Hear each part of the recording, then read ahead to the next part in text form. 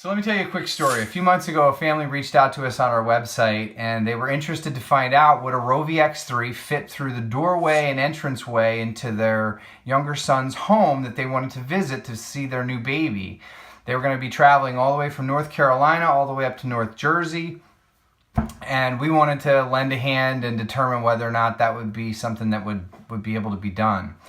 And in developing a relationship with the family, I came to learn a lot more about the individual, Matt Potter, who uses the chair and has been using a ROVI now for a couple of years, is all about. He's 31 years old. He's been using power mobility for like nearly 23 years.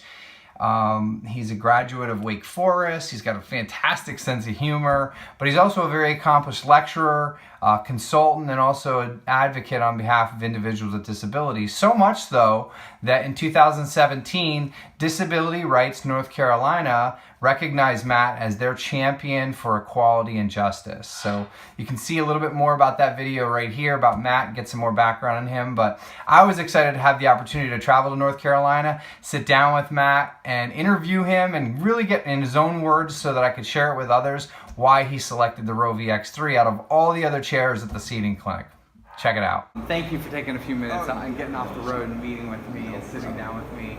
Matt, 5 years ago I invented the ROVI with a team of engineers, and to be able to sit with someone that selected it among all the other chairs in the seating clinic is a great opportunity for me. So I'm really curious, what made you pick the ROVI out of all those other chairs? Well, I mean, it started, when the whole thing first started, I had no idea which way I was going to go. Because for, you know, something like the better part of 20 years, I had gone with Invacare. Sure. And obviously they had, you know, all those issues, whatever they're doing with them. I'm not sure about the, you know, legalese of it all. The consent decree, which is done. It's all put behind them now. But they were dealing with that stuff at the time. So, you know, I kind of said, like, this is the general gist of what I'm going for. You know, is there something that is kind of, could be considered, you know, a spiritual successor?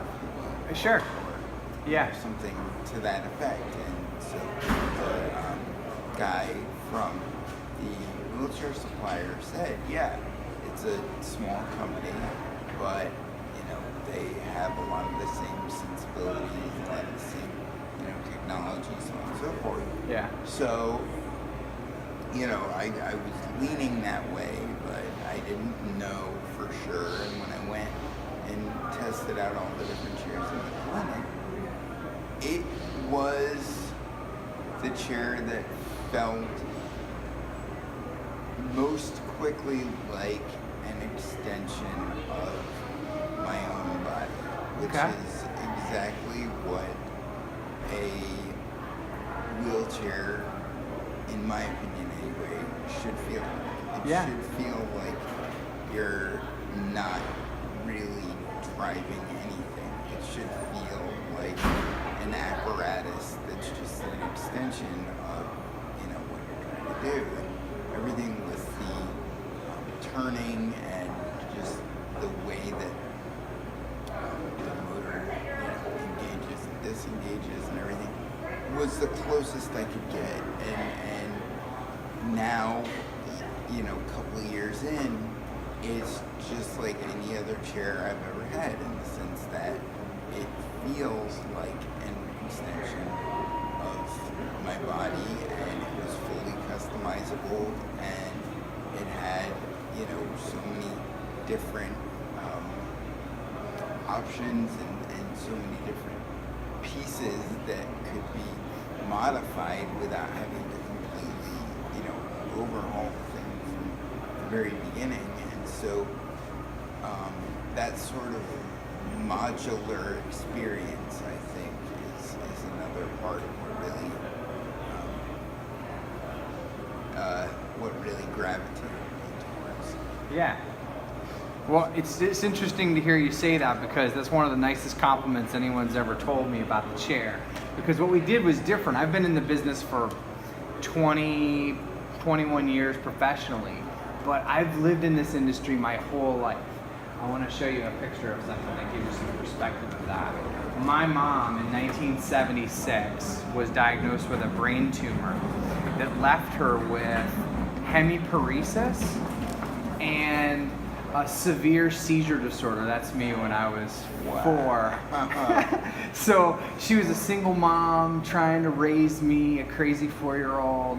But she was really coming to grips with the fact that cancer treatment in the 70s is nothing like it is today, and it was going to have a profound effect on her. And what they had to do is basically remove the whole tumor, which meant her whole right side of her brain was taken out, and it left her with, you know, obviously hemiparesis on one side and this severe seizure disorder. So my whole life's been around disability. It's been around going to visit her at a home and so forth. And just really, my whole goal in creating this chair was to create something that was an extension of a person. And what I meant by that was by taking the batteries and inverting them like this, and by putting them in long ways, it creates all this mass down the middle of the chair, and it gives you a very narrow platform. Right. It's only 23 1/4, right. But the weight distribution down the middle hopefully gives you a feeling of stability outside. Absolutely.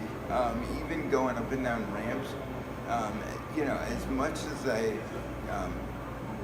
loved the Invicare chairs that I had, and you know, I would still stand by that as being another great brand, but I will say that this chair, probably more than any other chair I've ever owned, if I'm going down a ramp specifically, it really, there's, you know, a change due to gravity and, you know, momentum and everything else.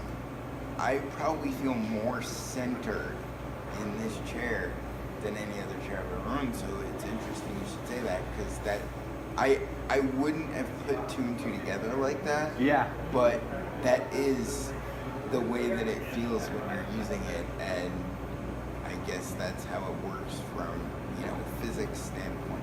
It's nice to have that steady base, you know, in the mid. Doesn't matter whether you're going over, you know, relatively flat terrain that's a little bumpy, or up and down a ramp, whatever. Yep. Having, you know, that strong center is a really nice thing, especially given that the rest of the chair, to its benefit, is, you know, like you said, compact and, you know, has a small footprint. So if you've got something that's got a small footprint, then generally you might run the risk of it being sort of easily moved, or, you know, kind of flighty, or, you know, unstable, yeah. Exactly. And thankfully you guys have figured out a wonderful balance between those two things. One thing that was a little bit of an adjustment was, I was lucky enough with the last chair I had to get gearless, brushless motors, which, you know, they don't make those anymore. And so that, I will say, that was an adjustment, but given the fact that I don't have those anymore, the ROVI did a really good job of kind of creating that effect as much as could possibly be done, you know, without actually having access to that technology. Because, you know, when you hear it explained to you, like, it's impossible to completely replicate unless that's actually what you're using. But, like I said, you know, it took some adjustment, and I had to, you know, it's hard to describe to somebody that doesn't use a chair, but, like, when you first get a new chair, you learn about, like, even something as simple as the pressure that you have to put on to get the motor to engage, or how much of a difference X amount of pressure makes in the speed. And there's no way that you could possibly explain it to anybody else. Right. Like, it's just something that you learn intuitively. And it did take some adjusting. Like, it took, you know, probably a few months of adjustment for me to really be able to drive this with a degree of finesse that was, you know, close to what I had before. But now that I've had the degree of experience, I pretty close, and given the difference in hardware, it's an admirable effort as far as replicating that same drive. And that's no fault of any wheelchair vendor. It's just, oh, this is too good. It costs too much money, so we're just not going to make it anymore. If that's not America in a nutshell, then I don't know what it is. But you got teased into one of the greatest technologies to hit the wheelchair industry ever. Yeah. I mean, gearless brushless is amazing. Yeah. The fact that it's gone from our industry now is really a disappointment that we can't get it back, or that we've got to figure out a way to get it back. Because it's remarkable. I'm with you. Yeah, but like I said, it's really, it's pretty close. Which, given the adjustment that had to be made, is It says a lot. impressive. Yeah. It's admirable, Yeah. for sure. That does say a lot. Yeah. Did you graduate from Wake Forest? I did. Do I have that right? Yes. What was your bachelor's in? English. Okay. So, writing and reading and speaking, basically. Which can be. But I tell people. You're pretty well spoken. I've seen your videos. I tell people, I understand why English is a Bachelor of the Arts, but if anything should be a degree in BS, it's probably Oh, that's fantastic. Yeah, I basically spent 4 years learning how to make myself sound smart.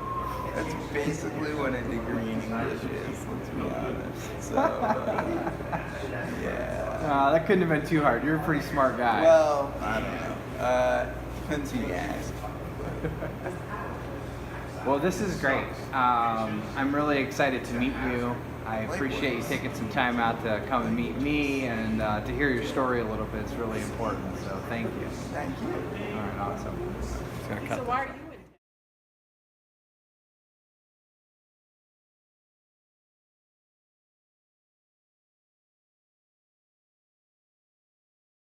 So that was pretty cool. It was one of the highlights of my summer for sure, too, and definitely one of the best compliments I've ever received about the ROVI. For Matt to say it was the chair that most quickly felt like an extension of my own body was just pretty powerful. So I'm so excited to be able to share this with you and to share this testimonial because it was authentic and unsolicited and really in his own words. So that was really powerful. If you're wondering what I showed Matt during our interview, it's from Directions. January 2015. It was just an image and an article that was done on me. It's the story of ROVI, but that's me when I was 4 years old, and there is me and my mom when I was visiting her at the Good Shepherd home in Allentown, Pennsylvania years later. So anyways, thanks again for checking this out. For any consumers, clinicians, ATPs with great stories, we'd love to hear them. Please hit us up right here at this email address and we'll do the rest. Thanks again.